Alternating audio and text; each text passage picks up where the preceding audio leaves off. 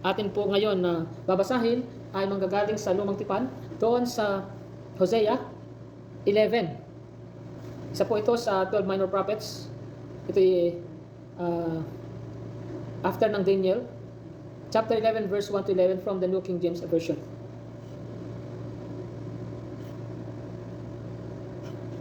When Israel was a child, I loved him, and out of Egypt I called my son. As they called them, so they went from them. They sacrificed to the Baals and burned incense to carved images.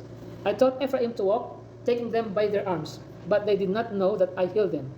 I drew them with gentle cords, with bands of love, and I was to them as those who take the yoke from their neck. I stooped and fed them. He shall not return to the land of Egypt, but the Assyrian shall be his king, because they refused to repent. And the sword shall slash in his cities, devour his districts, and consume them because of their own counsels. My people are bent on backsliding from me. Though they call to the Most High, none at all exalt him. How can I give up Ephraim? How can I hand you over, Israel? How can I make you like Admah? How can I set you like Zeboim? My heart churns within me. My sympathy is stirred. I will not execute the fierceness of my anger. I will not again destroy Ephraim, for I am God and not man, the Holy One in your midst, and I will not come with terror. They shall walk after the Lord. He will roar like a lion when he roars. Then his sons shall come trembling from the west. They shall come trembling like a bird from Egypt, like a dove from the land of Assyria. And I will let them dwell in their houses, says the Lord. So, dito po ay pananalita po ito ng Panginoong Diyos patungkol po sa Israel, na pagkaminsan ay tinatawag din niyang Ephraim. Ito po ay, Ephraim ay isa sa mga tribo ng Israel. So, nag-specific din po siya, sapagkat ito po ay doon sa Northern Kingdom tumutukoy, hindi sa kabuuan, sapagkat si Hosea po ay doon, taga Northern Kingdom. So mamaya, i-elaborate ko po yan. Ang ating tema tumagat ay Israel of God called as His Son. Israel of God called as His Son. No? Ang Israel ng Diyos tinawag bilang kanyang anak. Ibinalita po kahapon na yung Israeli military ng kanyang mga Persa ay naghahanda at baka ngayon ay lusob na para i-implement ang range of operational offensive plans na may pagbigay din sa significant ground operations. At sinabi rin ng Israel na i-annihilate. Pag sinabing i-annihilate, ay talagang kung sa ating salitang Tagalog, pupulbusin. Yung Hamas na militanteng grupo na kumokontrol sa Gaza bilang pagganti doon sa rampage na isinagawa ng kanilang mga mananalakay na lumusob doon na parang bagyo sa mga bayan ng Israel noong nakaraang linggo. Pinagabaril ang mga civilians at maraming kinuhang mga hostages. At umaabot sa mahigit ng panahon na umaabot sa 1,300 mga tao ang pinatay doon sa pinaka-grabing pag-atake sa mga civilians sa kasaysayan ng Israel. At simula nung umpisa ng pagganti ng Israel ay mga tao sa palibot ng mundo ang nagpakita ng kanilang banners of support para sa Jewish nation. At karamihan dito ay nanggagaling pa mula sa mga kampo ng mga Kristiyano. At ilan pa sa mga iyon ay nagsisitas mula sa Old Testament na nagtataglay ng mga propesiya o paunang sabi ng mga pangako ng pananagumpay kapag susuong sa giyera ang Israel, pangako ng Diyos na pagtatagumpay. Pero kung napansin natin, dito sa ating binasa ay hindi ito pangako ng pananagumpay, kundi ito ay pangako ng pagpaparusa. Kaya ang ating paksain ngayon ay tungkol sa ilang mga paglilinaw patungkol sa mga pangako ng Diyos para sa Israel bilang isang bansa. Ngayon sa pagkakataong ito ay babasahin naman natin sa Tagalog. Sinabi ng Panginoon, minahal ko ang Israel noong kabataan niya. Itinuring ko siyang anak at tinawag ko siya mula sa Ehipto. Pero ngayon, kahit na patuloy kong tinatawag ang mga mamayan ng Israel, lalo pa silang lumayo sa akin. Naghahandog sila at nagsusunog ng mga insenso sa Diyos-Diyosang si Baal. Ako ang nag-alaga sa kanila, inakay ko sila at tinuruang lumakad, pero hindi nila kinilala na ako ang kumalinga sa kanila. Pinatnubayan ko sila ng buong pagmahal, tulad ng isang taong nag-aangat ng pamatok sa baka upang mapakain ito. Pero dahil ayaw nilang bumalik sa akin, babalik sila sa Ehipto at paghaharian sila ng Assyria. Lulusubin ng mga kalaban ang kanilang mga lungsod at sisirain ang mga tarangkahan ng pintuan nito. Wawakasan ng mga kaaway ang lahat nilang balak. Nagpa siyang lumayo sa akin ang aking mga mamayan Kaya kahit nasama-sama pa silang dumulog sa akin, hindi ko sila tutulungan. Mga taga-Israel, hindi ko kayo magagawang itakwil o pabayaan na lang. Hindi ko kayo magagawang lipulin ng lubusan, gaya ng ginawa ko sa mga lungsod ng Adma at Seboyin. Hindi matatanggap ng aking kalooban na gawin ko ito sa inyo. Awang-awa ako sa inyo. Hindi ko na ipadarama ang matindi kong galit. Hindi ko nagigibain ng Israel dahil ako'y Diyos at hindi tao. Ako ang banal na Diyos na nakasama ninyo, hindi ako paparito sa inyo ng may galit. Susunod kayo sa akin kapag umatungal ako na parang leon, at kapag umatungal na ako, dali-dali kayo uwi mula sa kanluran. Mabilis kayong darating na parang mga ibon mula sa Ehipto, parang mga kalapating mula sa Assyria. Pauwiin ko kayo muli sa inyong mga tahanan. Ako ang Panginoon ang nagsasabi nito. Kung ating susuriin, ang ating binasa ay isang serye ng magiging pangyayari doon sa taga-northern part ng Israel, sapagkat ang Israel ay nahati sa dalawang kaharian. At yung northern part ay tinatawag na Israel o kaharian ng Israel, at yung southern part ay tinatawag na kaharian ng Huda. At yan ay mayroong magkaibang mga propeta na inirelease ang Diyos para sabihin ang kanyang pahayag. At sa pagkakataong ito si Hosea ang kanyang kinausap para ipahayag ang kanyang damdamin, ang damdamin ng Diyos, ang kanyang saloobin sa Israel na bayang kanyang pinili. Itong, bagamat may itong ating binasa, Hebreo 1 hanggang 11, pero ito ay mahabang timeline. Ibig sabihin may mga mangyayari na kung saan ay parang darating sa kanila ang mga pagsalakay at sila ay gagapiin ng bansang Assyria at magtatagal doon, at sila ay parang mga lilipol pero hindi lubusan, sapagkat yun ay pagpaparusa o pagpapalo ng Diyos, dahil ang Panginoon ay muli nangako na sila ay iaahon. Yun ang magiging proseso. At ito nga ay nangyari sa kasaysayan ng Israel doon sa panahon ng Lumang Tipan. Ngayon, kung ating titingnan doon sa huling 4 na chapters nitong Hosea, ay merong shift doon sa tema ng matinding pag-ibig ng Diyos para sa Israel.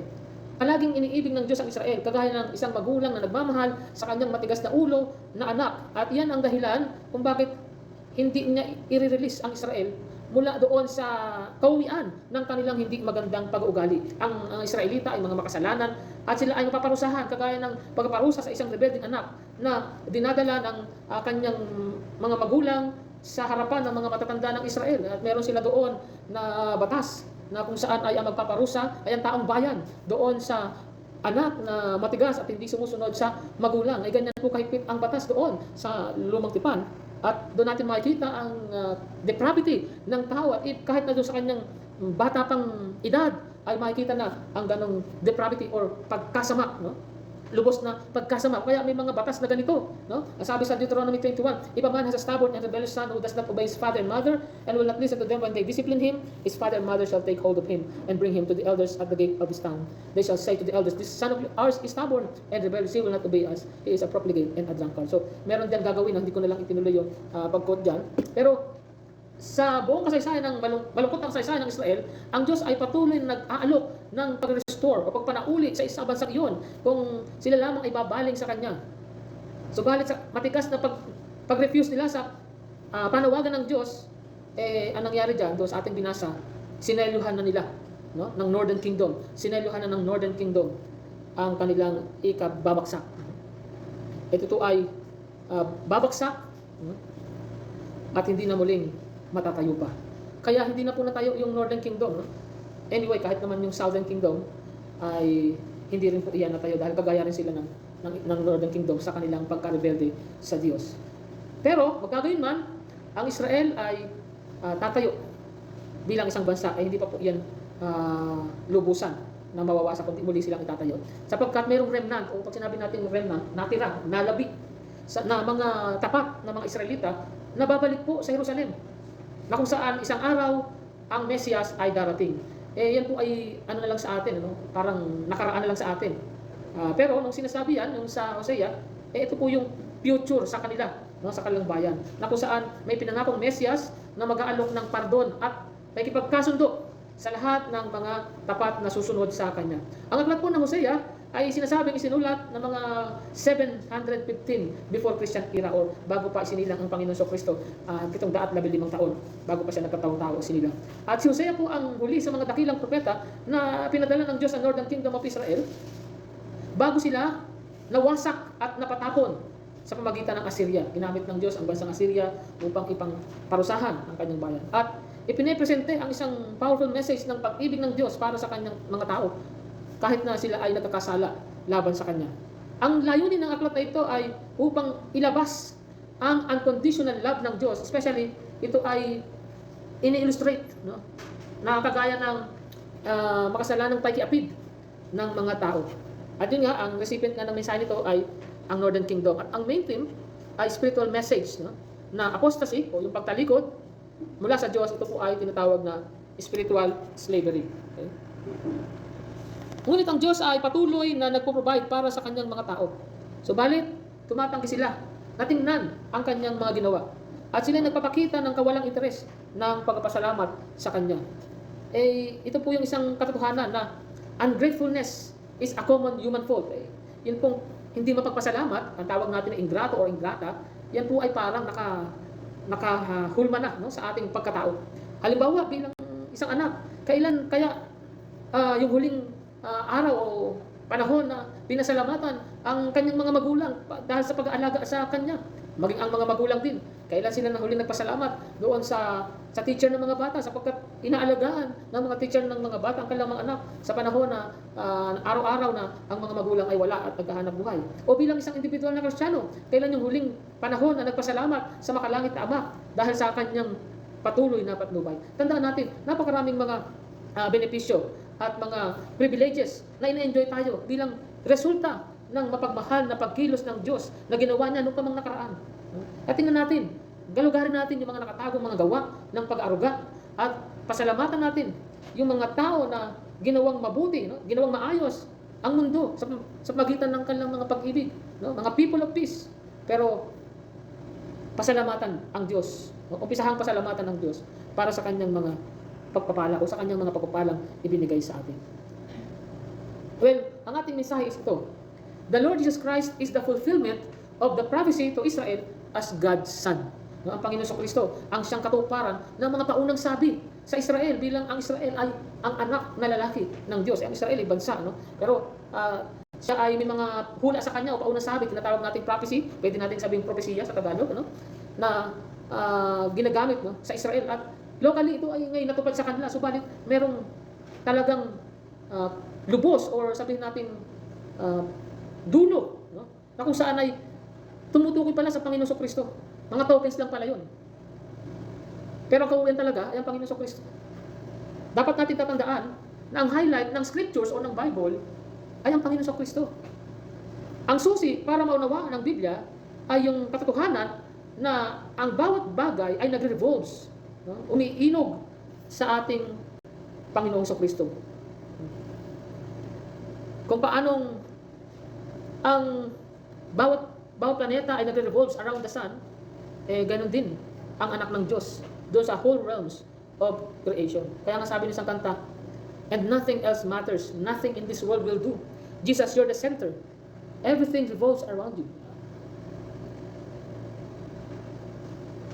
So, yan po ang isang dahilan kung bakit ang Panginoong Yesus ay tinatawag na the Son of Righteousness. Hindi yung anak, kundi Son, araw ng katwiran. Gaya na siya yung tinutukoy doon sa Malakay 4:2. But unto you that fear my name shall the Son of Righteousness arise with healings in his wings, and you shall go forth and grow up as calves of the stall. Ayon nga sa isang kilala na theologians, si Henry Morris, ang sabi niya, the Son of Righteousness really refers to the coming Savior, for he will come with healing in his wings. The Son does not have wings, of course, so many commentators think this word refers to the rays of the sun with their life-sustaining energy. However, the Hebrew word means wings and nothing else. The Son of Righteousness, of course, can be none other than God himself.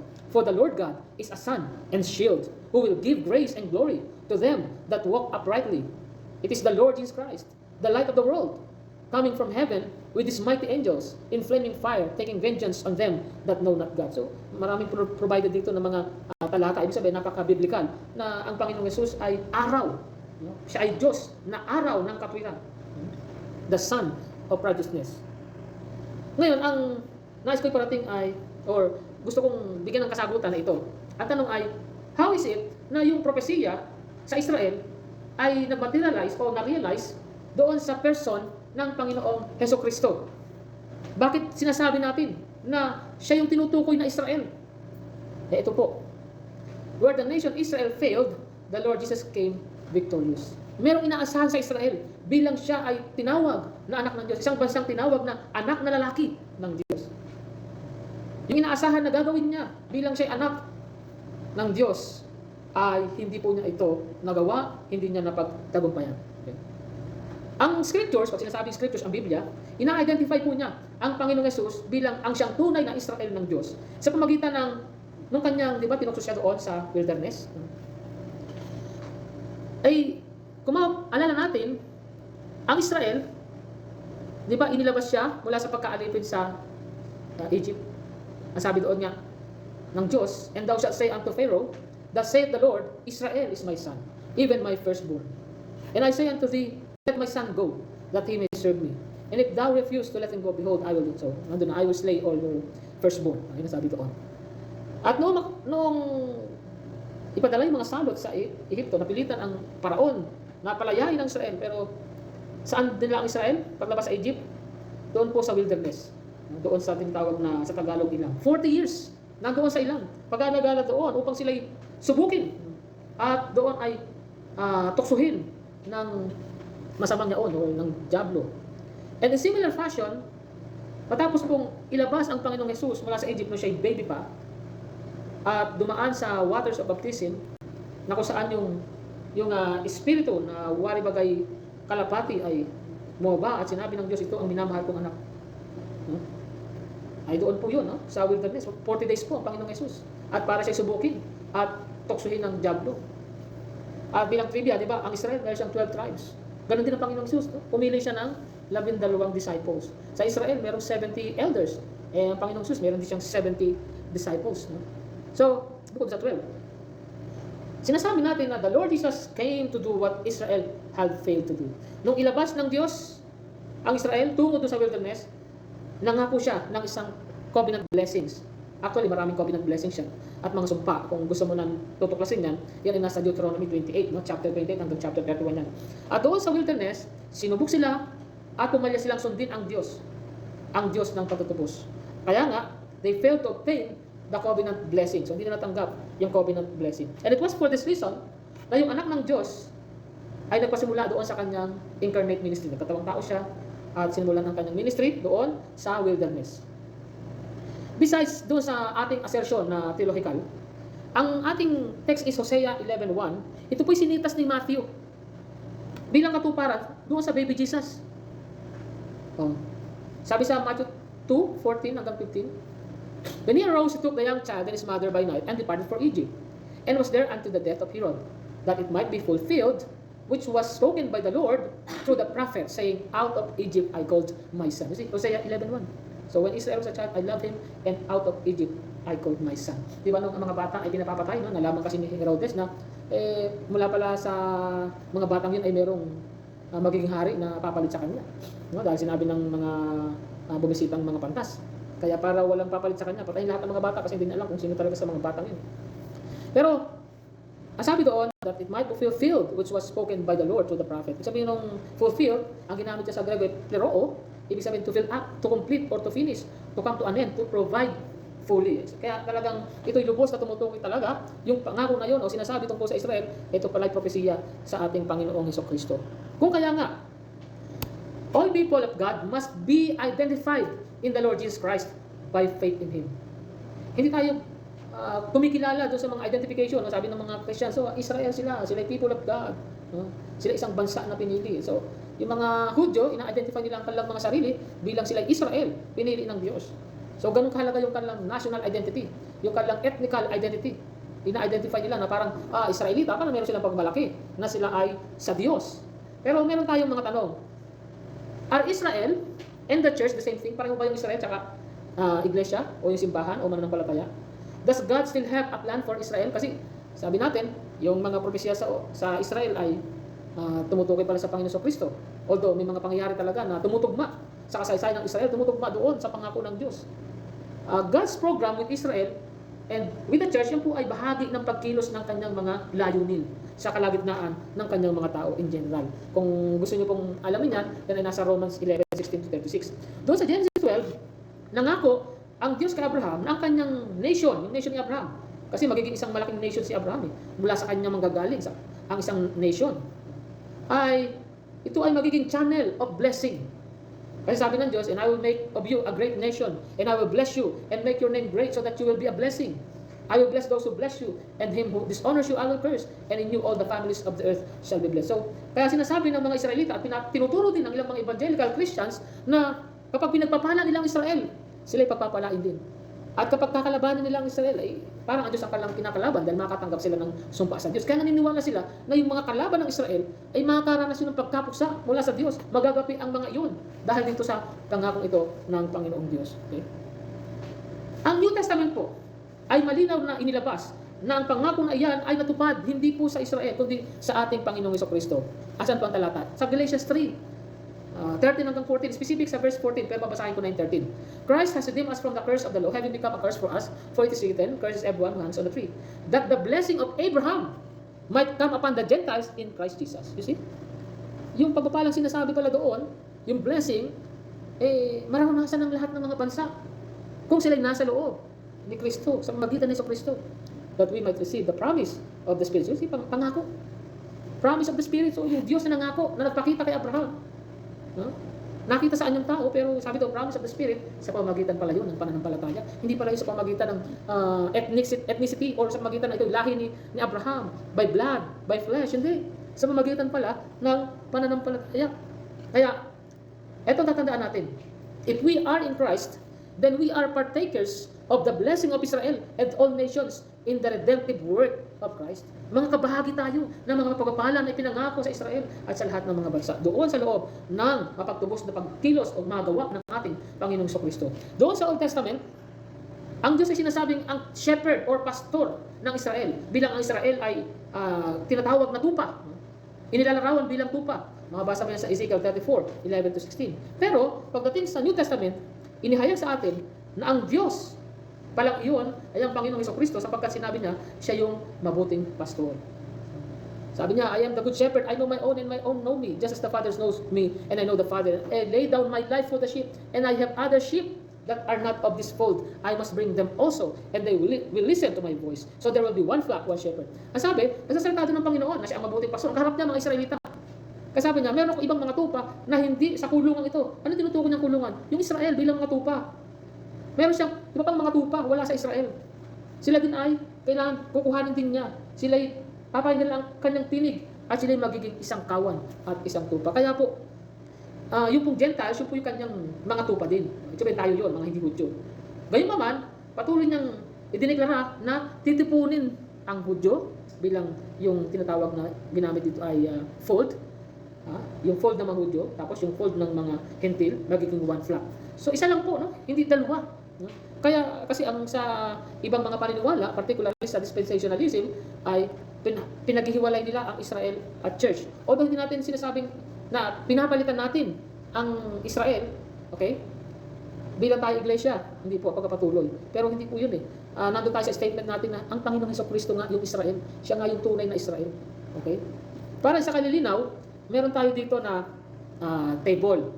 Pansinin mo na yung sinasabi sa Israel, ilan lang to sa mga halimbawa, sa Exodus 19:5-6, ang Israel ay bayang pinili, chosen race, kingdom of priests, and a holy nation. Pero nung sumulat si Pedro sa mga Kristiyano, sinabihan niya ang mga Kristiyano. Ang iglesia sinabihan niya, you're a chosen race, a royal priesthood, a holy nation. Sinasabi sa Isaiah 65:9 na ang Israel ay mga tagapagmana ng Diyos. Pero pagdating sa Bagong Tipan, ang iglesia ay sinasabing mga tagapagmana ayon sa sulat ni Apostol Pablo. Kaya pareho ang pahayag ni Apostol Pedro at ni Apostol Pablo sapagkat ito'y turo mismo ng Panginoong Jesucristo. Sila yung interpreter, tagapagpaliwanag ng mga kapahayagan doon sa Old Testament. Kaya no more distinction. Malinaw yan sa Romans 10:12. Sabi doon, for there is no distinction between Jews and Greek, for the same Lord is Lord of all, bestowing His riches on all who call on Him. At sabi sa Galatians 3:7, know then that it is those of faith who are the sons of Abraham. Meron pa bang higit na lilinaw pa dyan? Although may mga pagkakataon talaga na kahit si Apostol Pablo ay nagsasalita patungkol sa Israel, literally, na merong dealing sa kanila ang Panginoon, pero yun ang Israel sa future pa. Hindi po yung Israel na nandyan ngayon. Na of course, kapag dating ng ating Panginoon sa Kristo, yung all Israel, ay makukonvert sila. Bakit? Makakita na sila ng galing sa langit. Kung naalala ninyo, ang mga Hudyo, pangunahin ng mga leader, mga Eskriba at Pariseo, nanghihingi sa Panginoong Hesus ng palatandaan sa langit, sapagkat yung mga himalang ginagawa niya, yung mga signs na ginagawa niya sa lupa, hindi nila matanggap. Kaya naman, palatandaan galing sa langit. Yun maging palatandaan na bababa. Makikita nila, bumababa yung hari, kasama ng mga laksa-laksang anghel, at ng mga banal, bumababa mula sa alapa, sakay ng mga kabayo, mga pandigmang kabayo. Hindi pa ba naman sila maniniwala doon? Di ba? Kaya, sino ang hindi sasamba? Sino ang hindi kikilala sa dumarating na Mesiyas? Ito na, nakikita lang malinaw at tanda sa langit. Maaring hindi natin maranasan yun. Maaring hindi natin makikita yun. Maaring kasama tayong bababa. Dahil hindi pa yun sa panahon natin ngayon. Dahil malinaw na sinabi ng ating Panginoong Kristo sa Mateo 24, kapag nakakita niyo yung mga digmaan na yan, hindi pa yan. Nasa mga pintuan na nga. Sabi, papalapit pa lang. Hindi pa talaga yan ang palatandaan.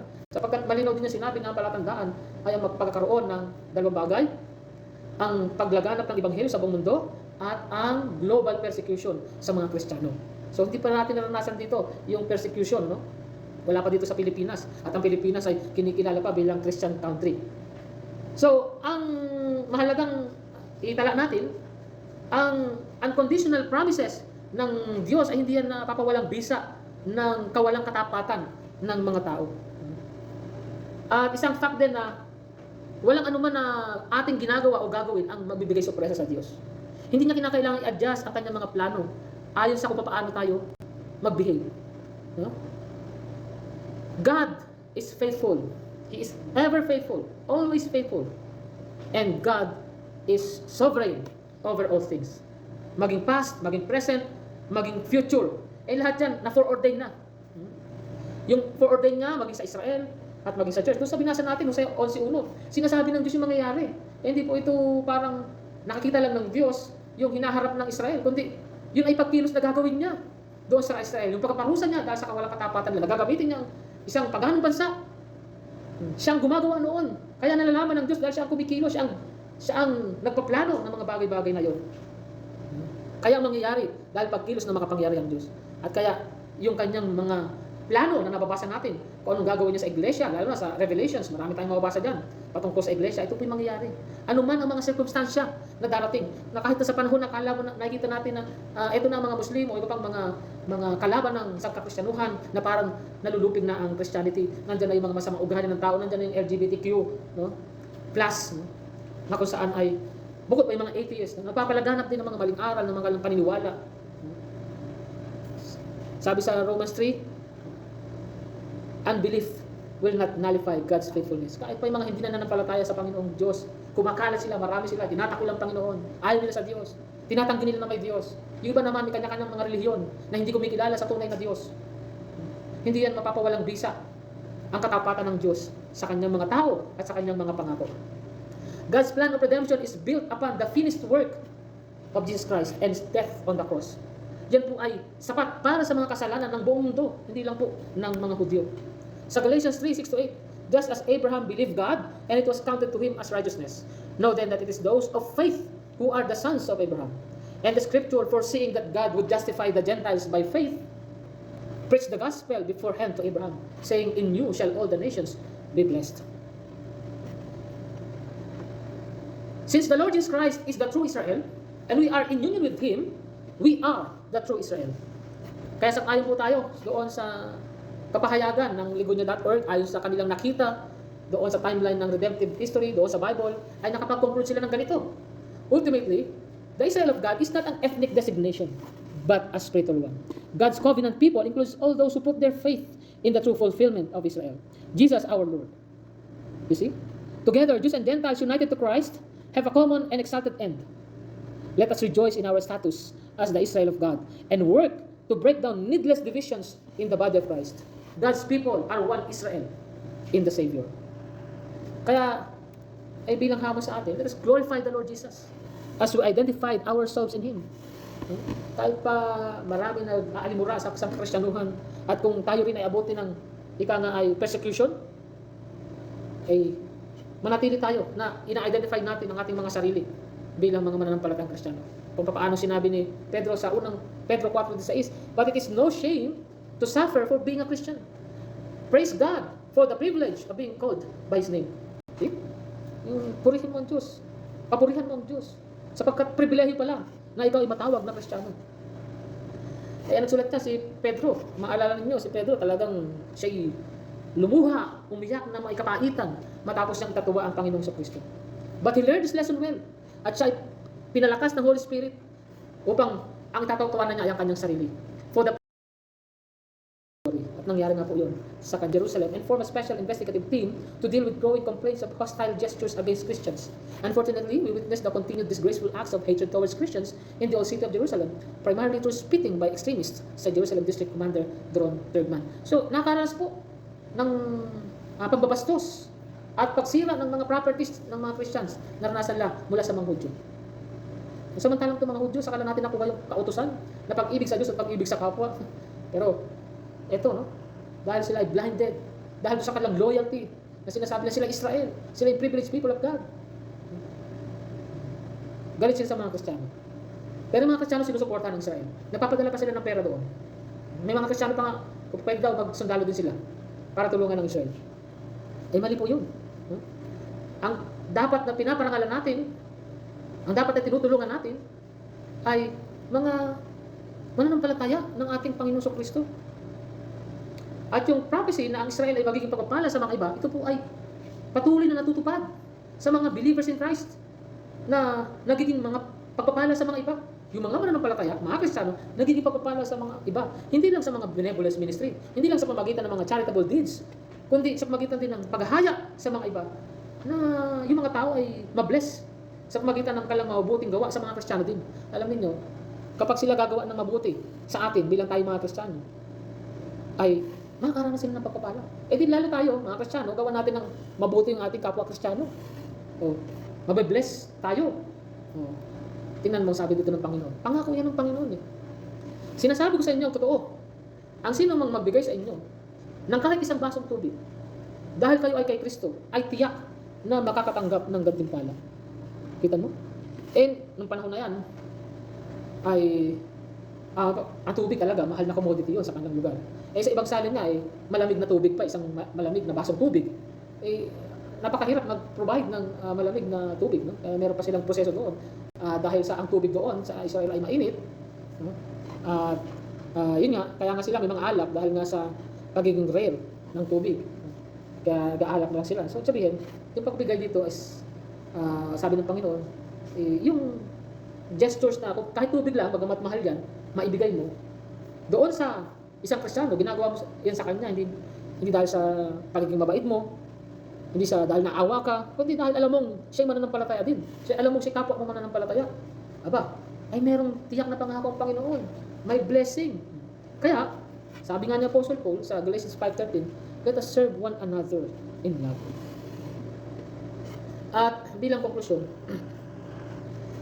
Jesus' obedience stands in the place of our disobedience. So, naging masuwain tayo, pero ang Panginoong Hesus siya ay naging masunurin para sa atin, para yung pagiging masuwain natin, mapagtakpan ng kanyang pagiging masunurin. Siya, bilang datong Israel, merited the covenant blessings of God. Kaya, paano niya nakuha yung covenant blessing ng Diyos? By overcoming the evil one in the wilderness and by disarming the principalities and powers on the cross. No, napagtagumpayan niya yung mga fallen angels na nalo na sa doon. So, kaya siya nakakuha ng covenant blessings na sinasabi sa Bible na para yun sa Israel kapag sila nanatiling tapat sa Diyos. And in union with Christ, by faith alone, we now become partakers of the covenant blessings. Okay? So, in Him, doon sa loob ng Panginoon Kristo, na nasa Kanya tayo, we are given the weapons and the power to stand against the wiles of the devil. Lahat ng mga pakana ng Diablo, kayang-kaya natin yan na sagkahan. Magagapit natin yan, matatalo natin yan, sapagkat tayo binibigyan ng mga kasangkapan at kapangyarihan para malabanan ng mga ito. And in Christ, we are raised up to be part of the true Israel of God. Mabasa mo yan sa ilang mga talata, and particularly sa Ephesians 2:1-13 and even hanggang 20. So, spiritually resurrected members of His body, redeemed by Christ out of every tongue, tribe, people, and nation. Tayo manalangin. Ama namin Diyos, kami po ay nagagalak na mapahinggan namin na kami ay may pribilehiyo doon sa covenant blessing, at yan po ay inilaan nyo para sa amin, at ngayon ay tinatamasa namin dahil lamang sa aming ay kipag-isa sa inyo pong anak, sa aming Panginoong Hesukristo. Ama naming Diyos, wala po kami nakikita sa aming mga sarili para kami po ay maging karapat-dapat sa pribilehiyo ito. Kung kaya, Panginoon, ito po ay nagdadala sa amin na maging mapagpakumbaba. Nagdadala sa amin na maging mapagpasalamat. Ito'y nagpapabago ng aming attitude. At kami ay hinuhulma ng mga karakter na dapat taglayin ng mga kabilang sa inyo pong kaharian. At salamat po, Panginoong Diyos, na nandun kami sa prosesong ito. At dalangin namin ang Santong Espiritu ay patuloy na magbanal sa amin. Dahil kami doon sa tugatog, Panginoon, kung saan ay kami ay matatawag na mga ganap na mga matutuwid na mga anak ng Diyos. Kung saan ay may pangako na makikita namin ang mukha ng Panginoon.